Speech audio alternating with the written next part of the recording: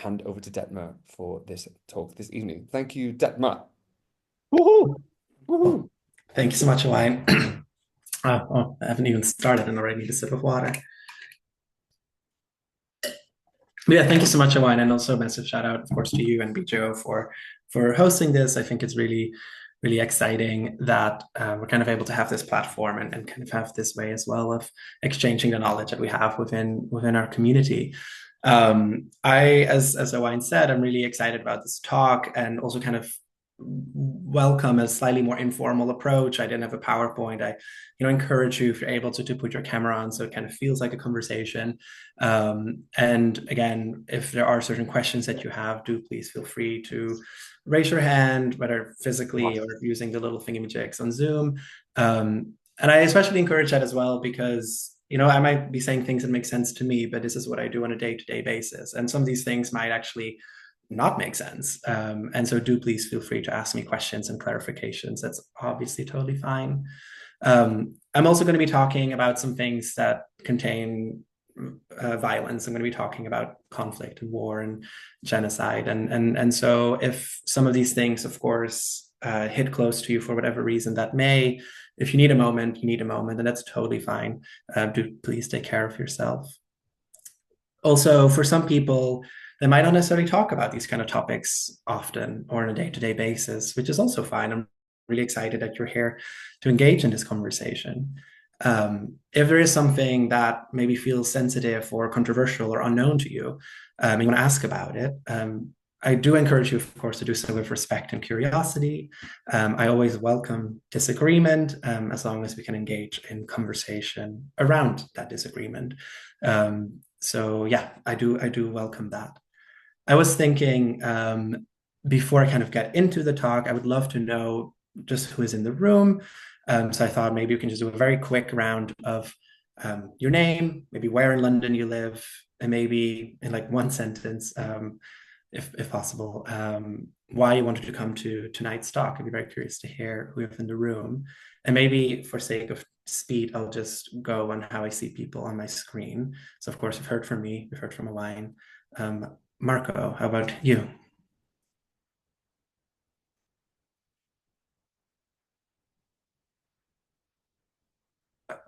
Okay, can you hear me? Yes. Okay, perfect. I know you pick up on me first. I knew it. I had a feeling. Okay, so I'm Italian. My name is Marco. I live in Clapham Junction. I participate tonight because I always like this kind of conversation. I always follow on streaming other people that talk on Twitch or other platform about different topics, LGBT or also not LGBT. I follow lots of talk also on the Spotify. So it's something that always depends on the topic, and I can say yes, I'm interested or not. So I'll just give a try to this one. Fabulous. Well, thank you so much. Artemis. Hi. So obviously Artemis living outside of London, live in Leigh-on-Sea, which is in Essex. We're from Manchester originally. However, my background is Greek Cypriot. So for me, this talk is interesting because my family, half of my family, my dad comes from an occupied part. So his family is all a refugee, or everyone on that side.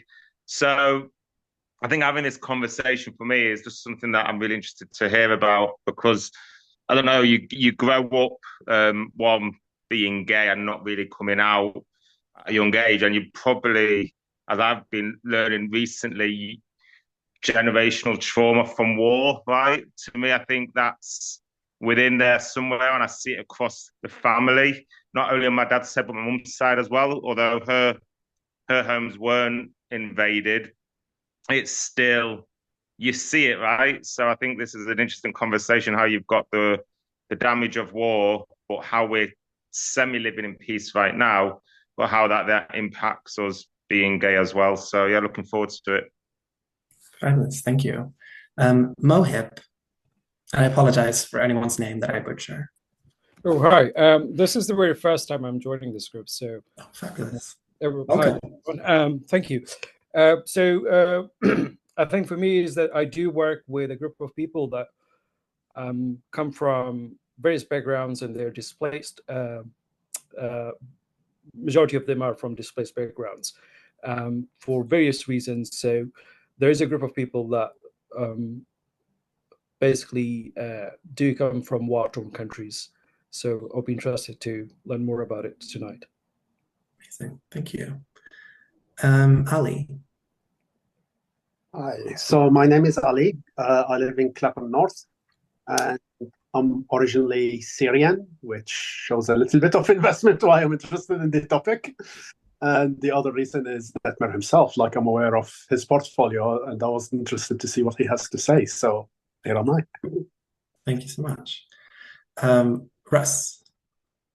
Let's call him Rus.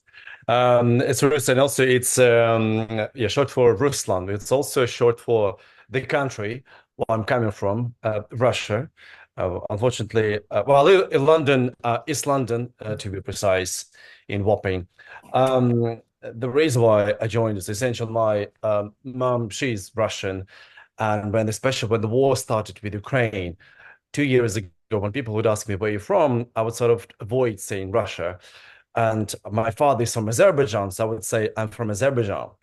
A year later, Azerbaijan started a war against in Nagorno-Karabakh, Armenia. So I got to the point where, based on the situation, on the country I'm in, I have to decide if somebody's asking where you're from, okay, which country do they hate less? Is it Russia or is it Azerbaijan?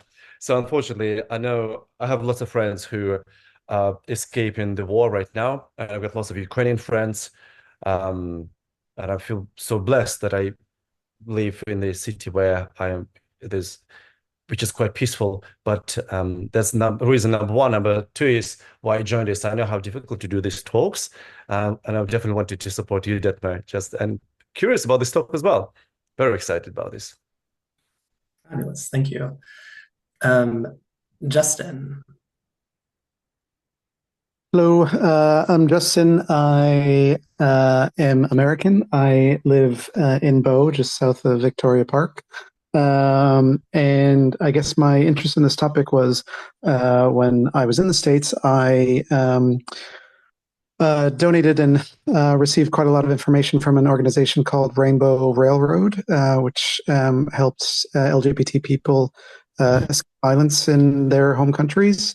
So I was just, piqued curiosity based off of my interaction with that group on hearing Detmer your perspectives on LGBT people in conflict. Thank you so much. And Cameron, I don't know if you're able to come in from the gym, or would you like me to introduce you? Because I know you well. I will. Hey, so I'm Cameron. I'm a very good friend of Detmer's, and we're going to talk basically because I grew up in London, but since I was 10, my family started fostering. And so we have children who basically joined the family from war-torn countries where there's a lot of conflict. So places like Afghanistan, Iran, and other places. But none of them were ever part of like the LGBT sort of like, I wouldn't say network, so networks we don't know about these, but who knows. But so I guess that there are lots of people who do leave the countries for those reasons, because it's not safe to be gay, for example, in those places. But I never got to sort of experience that, so I'd like to learn more. I'm like, what does that mean actually for those people who leave for that particular reason, for example.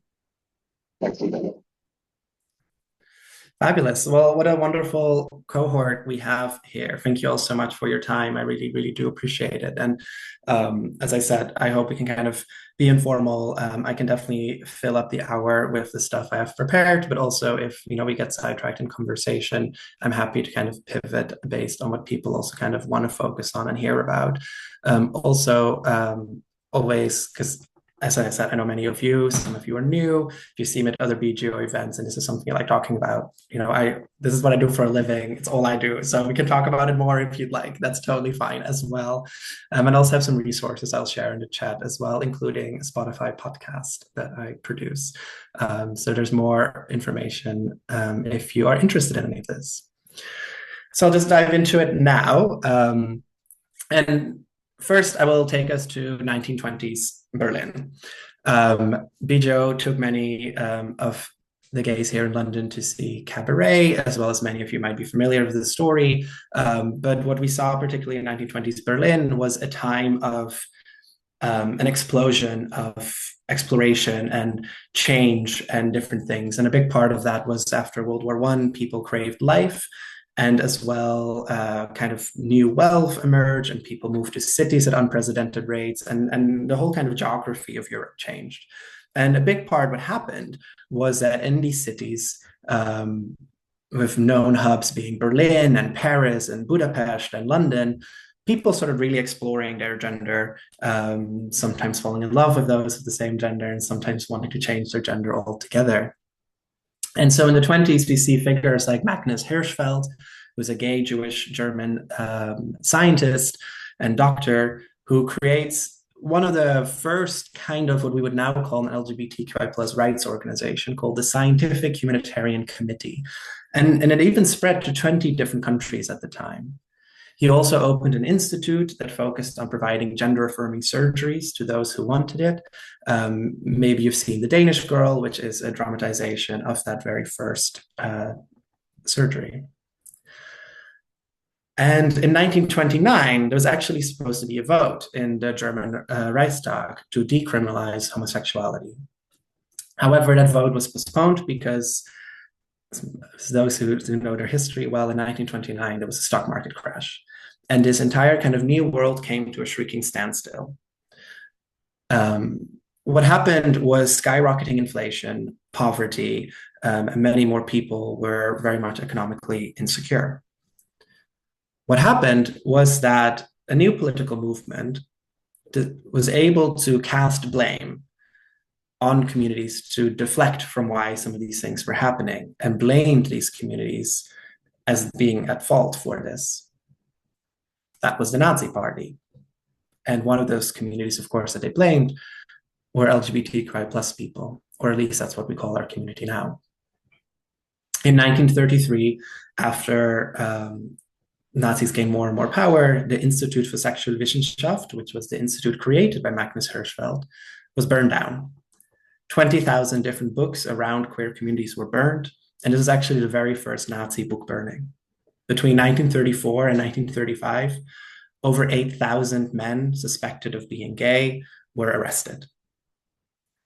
Increasingly, LGBTQI plus people were also associated with many of the other groups the Nazis were blaming for everything that was wrong.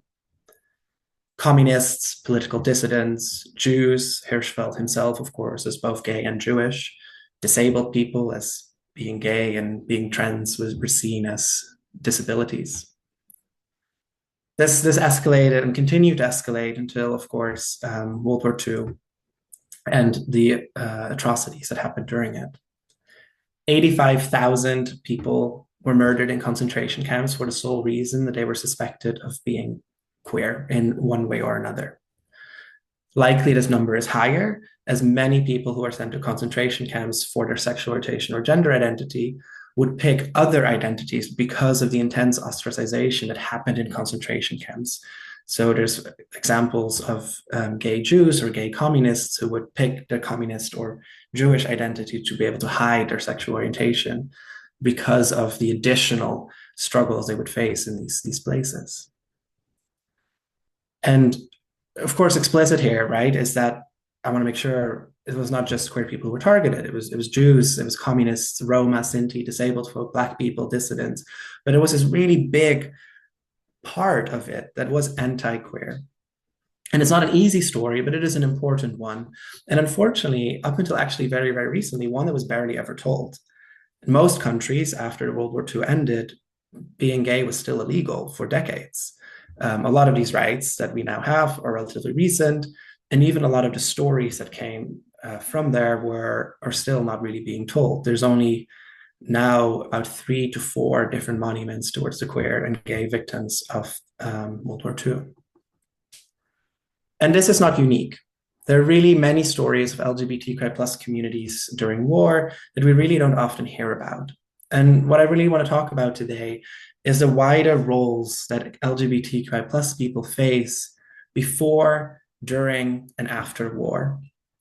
and not just as passive victims of this violence, but also as agents of change, of considering how we can prevent these things, and also as communities deserving specific and tailored humanitarian support, which often we do not receive in these instances.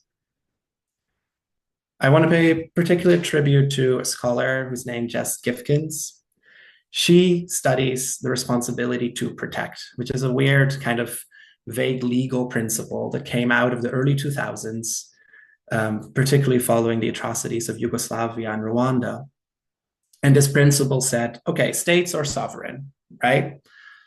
But that sovereignty must have a limit. And if the people in that state, and I say people and not citizens because that's intentional, if the people in that state are not safe, that sovereignty must have a limit.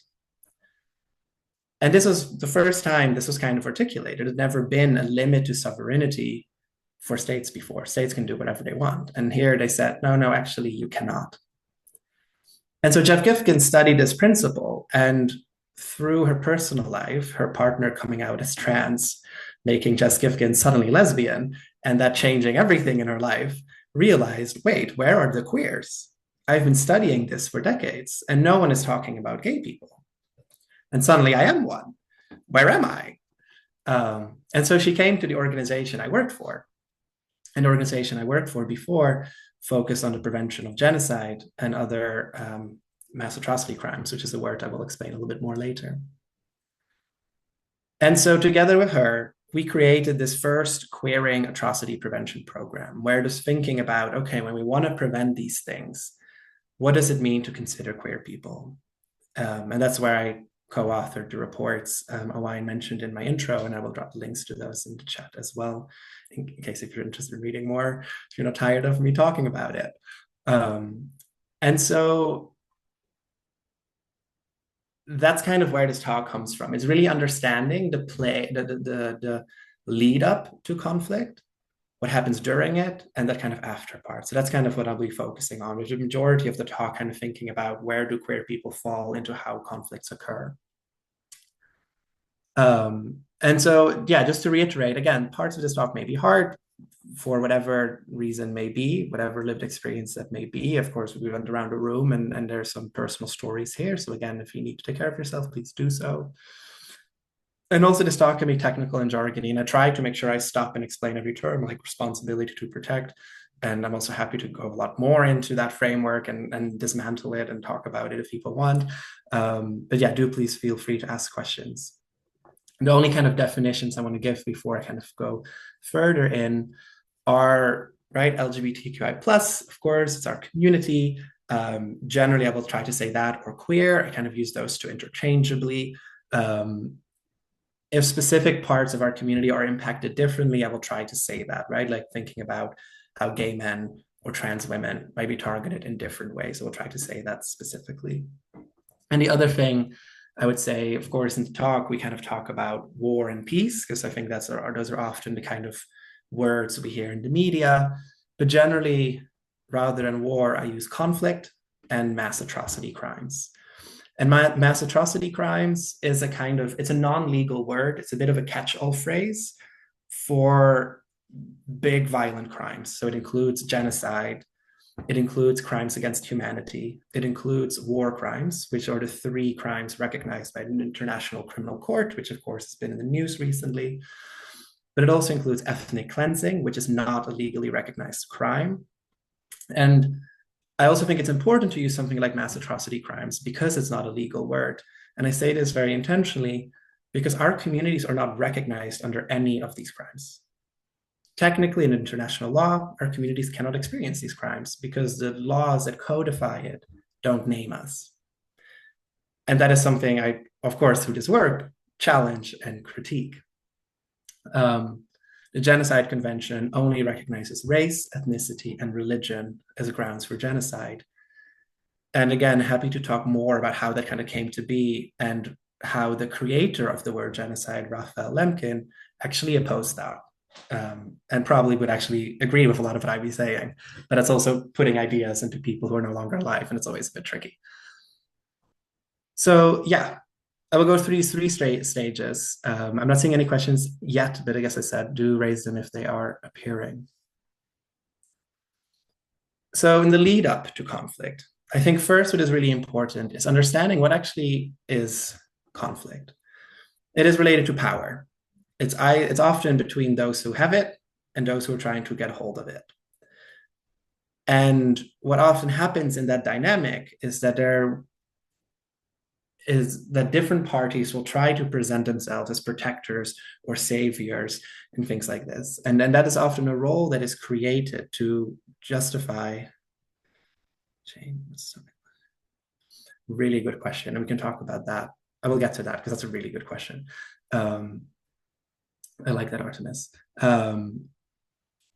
When we think about how these actors then move when they're trying to seek power or hold power, what they often do is that they will use the identities of other people as pawns, trying to figure out who is a common enemy, who can they mobilize against, who has something that they need, and how can they rile people against to take it, right? And what I think is what happens here is that other people start defining other groups. And I think this is really key because it's not about that there's anything innate in these communities that warrants marginalization or violence, right? Like there's nothing innate in us as queer people that make us the villain of this story. And so what I think here is especially important is how identities are perceived and constructed by others who are able to give power and meaning to these identities and use them accordingly. That's why I started with the German example. This economic distress becomes associated with frivolity and privilege of those living in the urban centers who don't do traditional work. And quickly we get this idea of it supposedly is a tradition, supposedly old values. And gender and sexual diversity are threats to that. And so they become a target. And I frame this because I also think that's really helpful to understand that it isn't just about homophobia and transphobia, but rather that homophobia and transphobia can be symptoms of the system that allows this kind of creation of identities and meaning, which is a little metaphysical, but I hope that makes sense. When the name we use for that is cis heteronormativity, right? Like cisgender, heterosexual as normal, and everything that kind of falls outside of that must be disciplined, must be punished, must be fought against. And I use cis heteronormativity rather than homophobia and transphobia because it's about how these identities are used. And it doesn't always look like homophobia. Sometimes it looks like homophilia, loving the gays, to use our identity to position us against someone else, which I will get to some examples in a moment. What I also think is very important to note is that cis heteronormativity isn't the only system that does that, right? We know this also applies to things like race, religion, disability, class, political affiliation. And often all of those things intersect in complicated and messy ways and create different experiences for people who hold different identities. What I'm going to focus on is the LGBTQI plus component of that, particularly because that's one of the least understood ones, especially when it comes to conflict. And that a reason for that is also because it's often seen as separate, as distinct or as niche, but especially in conflict, what we often hear when as soon as you talk about LGBTQI plus people, the response is, well, don't talk about this now. There's a war going on and you want to talk about gay rights? There's no time for that. We can come to that later, or preferably never. And so there's a way that it's pushed away because it's seen as small, not big enough for the issues that quote unquote really matter. And so I think there's kind of two examples here that I want to touch upon, and I can go into more depth of them if you like. But yeah, I will give a brief overview. So the first one is Russia. And in particular, and so in particular here, what is the point of these examples are the blind spots, right? Like, why is it that we're not seeing queer people and what does it kind of mean? And so in the Russian Federation in particular, ever since Vladimir Putin was president, but especially in the 2010s, there is this trend of increasingly homophobic laws that criminalize what is often associated around the promotion of homosexuality. So thinking about homosexuality in advertisements or in schools and healthcare and these kind of things. And that space increasingly closes, and there's increasingly this narrative of our communities as boogeymen, right? We're seeing this increasingly happen. And this has very real consequences. In Russia, in most of the Russian Federation, this led to a spike in hate crimes. We're seeing many, especially gay men, disappear, being blackmailed, a lot of violence. The most extreme place where this happens is in Chechnya, where in the mid-2010s, hundreds of LGBTQI plus people, again, mostly gay men, were disappeared. And to this day, many of them have never been found. These were called gay purges. Again, you get this notion of purity, of we have to be protected, and so we purge what is sick, which in this case were our communities. And this is a narrative that comes particularly from Kadyrov, who runs Chechnya and is one of Putin's besties. And so for over a decade, there is this movement of creating a story that queer people are dangerous, that they're everywhere, that they're harmful, and that they're from the West. There's this big idea of this being very foreign. And then as this was happening, many LGBT rights organizations were raising alarm bells, like this is awful, like this is escalating, this is connected to what Vladimir Putin is trying to do. A number of human rights organizations also chimed in, but overall, it stayed relatively quiet. Again, gay people, controversial, taboo, it's on the side. And so no one was trying to connect the dots between, for example, what is happening in Chechnya and Vladimir Putin's objectives on a foreign policy stage, because these things didn't really touch each other for most. Military strategists didn't consider these soft human rights issues on this side. And so when Russia invades Ukraine, one of the core messages, particularly to justify this invasion, to mobilize people around it, included around liberating Ukrainians from Gayropa. It's not the only narrative, but it is a key narrative that is used. And it is a key danger that LGBT Russians as well as Ukrainians faced. And so none of these dots were connected. And a lot of people were actually really surprised by this rhetoric or didn't understand this rhetoric. Even though particularly LGBTQI plus Russians have been trying to ring the alarm for years. And this is a part where, again, the story becomes incomplete if we don't think about where the queer people fall into how these things happen. The second example, which kind of touches on this idea of homophilia, where it's a favorable view of our community that can be used and weaponized, is around Palestine. And it's really interesting because, of course, we have a narrative promulgated by Israel as presenting itself as a human rights-based democracy in a space where none others exist.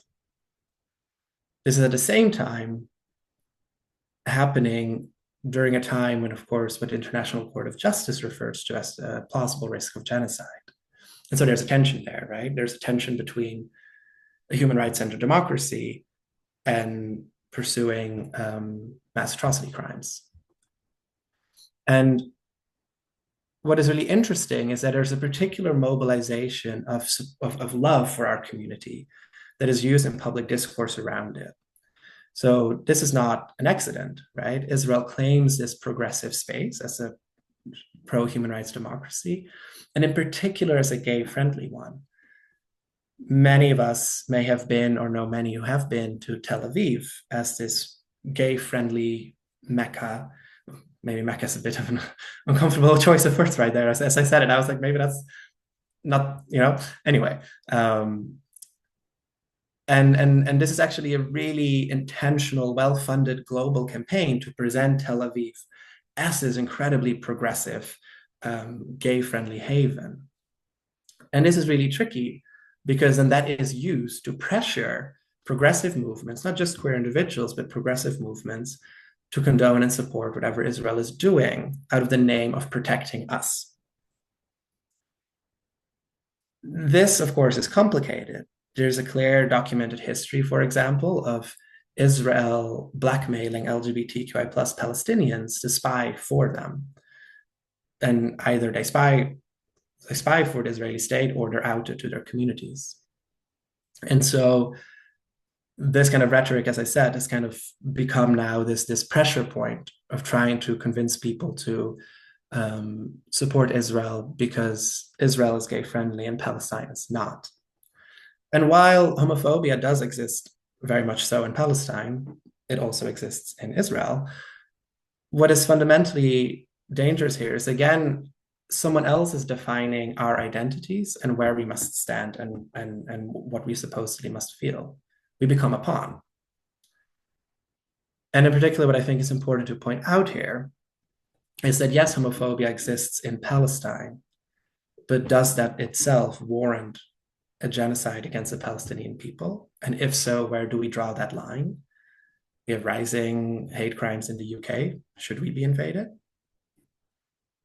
And the second part is, do LGBT Palestinians then benefit in their struggle from liberation in the violence that's currently occurring? I would argue that they do not.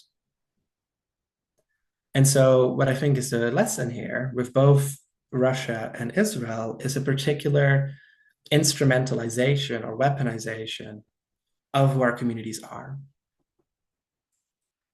The second part I want to touch on, and these next two parts are a little bit shorter, because again, my bulk of my expertise is focusing on how conflict occurs. But during atrocity or during conflict, it's also that experiences of LGBTQI plus people are often not recognized or understood.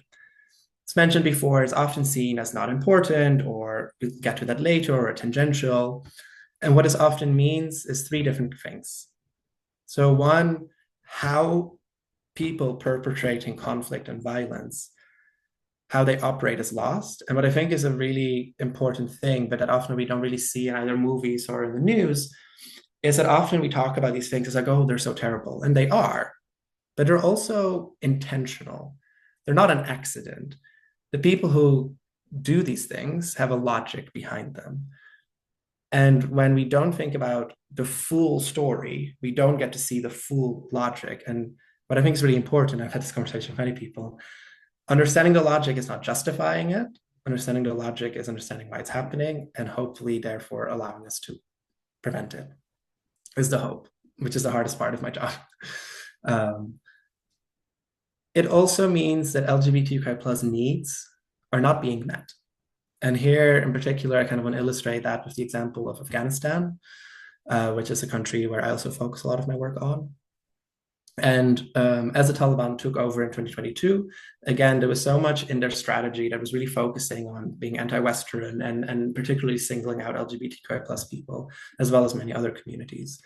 But there was this assumption that queer Afghans didn't exist. And so that just never was really part of the conversation. And so when the Taliban took over, the needs of our communities were often not seen. So there was complete inaccessibility to gender-affirming care. There was significant entrapment and blackmail of especially gay Afghans, either via apps like Grindr, although Grindr doesn't exist in Afghanistan, but different kind of apps, as well as the actual meeting people that face-to-face, right? And this also really affected their wider communities, because being associated with queer people also reflected on your whole family. And so that kind of rippled out. The Taliban also instituted something called the Mahram system, which is also present in parts of Yemen. And that particularly is about women not being alone in public space. And so particularly for queer women, this further limits whatever they can do. It becomes harder for all women to go anywhere, to do anything, to participate in public space, to do anything. But for queer women, there's particular and distinct difficulties that come with that. But again, there's an assumption that queer Afghan women don't exist. And that's not true. It also really complicates, and as someone was mentioning the Rainbow Railroad, it also really complicates safe routes towards sanctuary. Because what happens in these deeply repressive societies is that everything must be hidden, right? Like there's deep trauma about being so intensely closeted. And then you try to apply for sanctuary and refugee status based on your sexual orientation and gender identity. And you have to convince the United Kingdom, Sweden, Canada, countries that allow queer refugees, you have to convince them that you're indeed queer. But that's dangerous, because what if you're rejected and you go back and people ask, why did you get rejected? Or it's leaked because you're housed with non-queer refugees who might be suspicious of why you're there, right? Like there's these layers in which the experiences of queer refugees become really hard. We're seeing increasingly anti-migrant movements in Europe further spreading doubt. All these queer refugees, are they actually queer? Disregarding how incredibly traumatizing and difficult it is to actually come out, and the extreme risks that come with coming out, including complete alienation from your family or community. But the other part that I think is really important that is missed when we don't talk about queer people, thanks Cameron, is around expertise. So queer people are not just these passive victims, right? Queer people have knowledge of dynamics, have knowledge of how to go to places safely when that is impossible, how to communicate safely when that is impossible, how to deliver news, how to get access to certain things that are necessary, how to build networks of solidarity to support one another, how to reach places that people don't exist, how to travel safely at night or during the day in emergencies. Because that's what queer people have to do to survive. And so there's this tremendous expertise and knowledge and learning that actually is profoundly important when we try to consider what atrocities look like, but often, again, not considered because queer people are often not considered. And the last part of this is after conflict.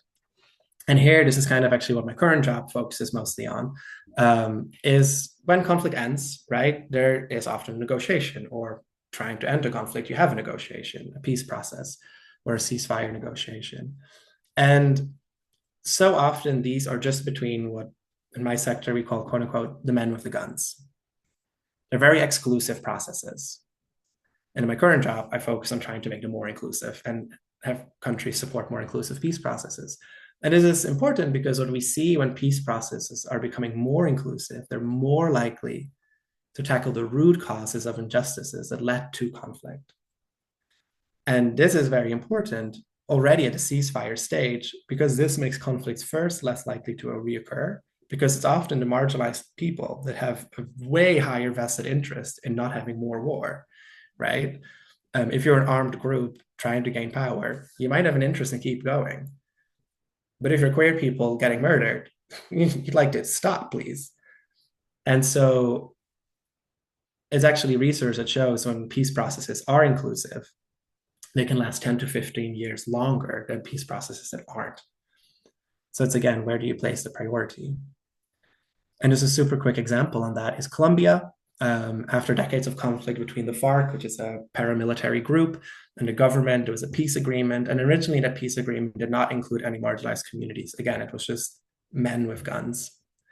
But a coalition of Afro-descendant, indigenous, and queer movements bounded together to really point out why they needed to be included. First, because of they suffered in the conflict, but also what was needed to create a different kind of Colombia where this would not happen again. And they were included. And so it's now one of the most inclusive peace agreements that has ever existed. It includes and recognizes LGBTQI plus people, including rights of reparations, repatriation, protection of rights. And it's really shifting how Colombia is operating. It's not perfect still, and there's other armed groups also still active. But particularly between FARC and the government, that likelihood has been significantly reduced. And this is also what is sad, is this is really exceptional. There's no data on LGBTQI plus people specifically in peace processes. But if we look, for example, at women, 26.6% of signatories to peace and ceasefire agreements in 2023 were women. So it's about a quarter, a little over a quarter. If you take Colombia out of that, right, all the different Colombian agreements out of that percent, out of the peace agreements in 2023, it drops to 1.5%. That is how exclusive these peace processes are. And so what I hope to kind of do, and I'm just looking at the time and wanting to get to that interesting question, is that LGBTQI plus people are just part of this bigger puzzle in which how conflict occurs and how it stops. But so often we are not seen in that. We're sidetracked in that. And so my work really focuses on trying to build this understanding that we're not saying we're the main story. We're just one more chapter in that wider story, and that inclusion is important, not only for the safety and well-being of our communities, but also for the safety and well-being of wider communities. Because interrupting these stories, ultimately, these stories of repression and marginalization can push back against these dynamics. And so, yeah, I know it's not the most cheerful talk, and I hope I haven't fully rained on your Tuesdays. But this is the piece that I work on, and I will drop some links in the chat to kind of if people want to engage further. But I in particular wanted to very briefly get to Artemis's question. I'm like, what's stopping these laws to be changed? And that's a really good question, because there is a growing awareness and recognition of LGBTQI plus communities in international law. It's incredibly slow. And what the current fear is, and we've all seen much different election news from many different places, is that if we currently reopen the law, we might get something worse rather than better. There is what we call the anti-gender movement, which you in the UK would probably be familiar with the likes of J.K. Rowling. And that is international. And right now what we're seeing is that any mention of gender is assumed to be about queer people and is therefore being removed. And so there's a lot of fear around if we try to open up new things or build something new in the current climate, it will likely backfire. And it's kind of trying to hold on to what we have, which is also under attack, which is, yeah, I think where that unfortunately is. What is positive, however, is that some states, rather than doing it for all states, are trying to create coalitions kind of the willing, where different gay-friendly states come together to build some of these protections. And particularly South American states are actually leading on that. So that's exciting, and that's a little bit of a light in this world.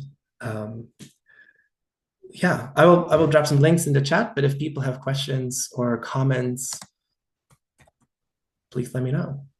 I want to say thank you. I found that super interesting. Thank you so much, Detmer. Yeah, I mean, it's not a happy topic, obviously, but I mean, you know, you present really well and super fascinating, and you're very, you know, knowledgeable, obviously, about it, and my eyes have certainly been opened. I don't personally have any questions. Does anybody else have a question they'd like to ask, or a comment they'd like to make, or feedback, anything? Yes, I have actually one question. Do you know which is the percentage of people that ask in UK for asylum? I think it's called, in English you say asylum, right? Asylum, yeah. Yeah, and if you know the percentage, and also, is there any LGBT association that helps people in army conflict? Yeah, both great questions. I don't know the exact percentages. I don't know the exact percentages. I know they're very, very difficult percentages to get. Again, because of so much of the stigma and fear around it. There's an organization called Rainbow Migration, just a kind of UK equivalent of Rainbow Railroad. So Rainbow Migration helps a lot, and they have some reports on the particular experiences of queer people in asylum detention here in the UK. There was a kind of high-profile case early this summer of an Albanian asylum seeker taking his own life after being in UK accommodation and being denied a request for asylum. So there are those kind of dynamics.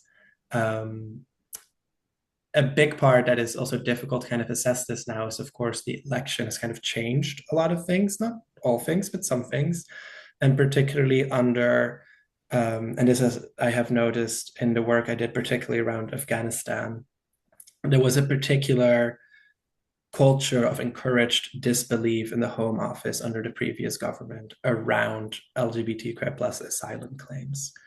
I don't know what that means currently under this government. I haven't engaged too much in that specific area. So I think, again, Rainbow Railroad, what did I say? Railroads? No, oh my God, Rainbow Migration. Rainbow Migration is the UK charity to kind of Thank you. look up for that. And in terms of LGBT rights organizations that really focus on areas of conflict, Human Rights Watch has an LGBT rights program that's really, really good. Outright International is probably the main LGBT rights organization globally that does a lot of this work. And then there's also ILGA World. I can also put this all in the chat.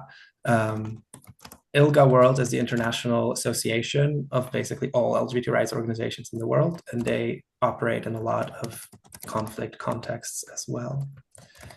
So those are all good places if you're interested in learning more.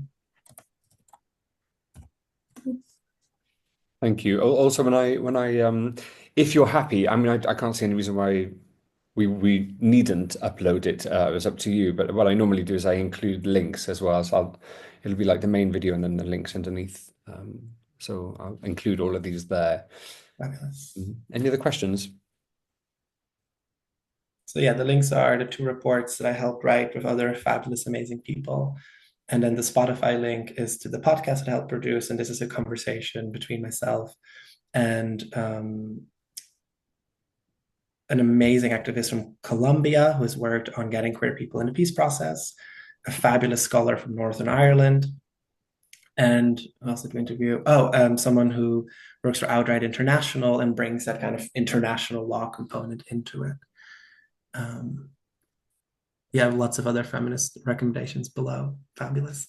And like and subscribe to the podcast if you enjoy it, because it helps me with my job.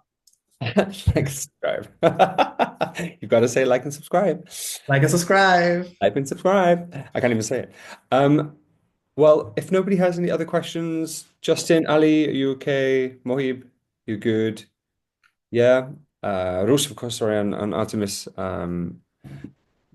No, I would say no questions, but I've just did a really fascinating topic. Really thank you so much for this one, because I think it's been incredibly well presented. And also, I remember when I was in Berlin, I was indeed surprised to see that there was actually what was his name of the doctor? I forgot. Magnus Hirschfeld. I was fascinated to know that actually was just before the Hitler came to the power.